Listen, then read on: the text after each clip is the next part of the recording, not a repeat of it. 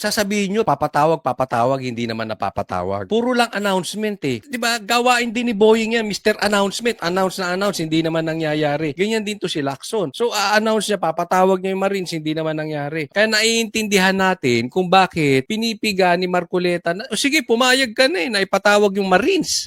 Di, bigyan mo, kailan ba? Anong oras? Anong araw? Bigyan na natin ng schedule. Bigla daw nawala yung ipapatawag. Ano magagawa niya? Ang daming dapat ipatawag. Sinong pinatawag ni Lacson? O yung dalawang kasambahay, di umano. Para anong sinabi? Hindi bahay yun ni Romualdez. Nakita nyo? Yung hindi dapat ipatawag, pinatawag. Yung dapat patawag, ayaw ipatawag. At yung ipinatawag nila, kinampihan pa si Romualdez. Kung saan yung bahay sa Borbs na yon na binabanggit ni Gutesa at ngayon ay binabanggit din ng mga 18 Marines, hindi raw bahay ni Tambaluslos. Kita nyo na? Yung kulay nito, labas na labas. Pansinin nyo siya dito ha. Pansinin nyo po si Lacson dito. Mangyak-ngiyak na po. Bakit? Totoo kasi. Nasuplak siya ni Marcoleta dito. Nailathala ni Marcoleta yung itinatago-tago nila. Masakit po yun. Tingnan nyo si Lacson. Halos mangyak-ngiyak.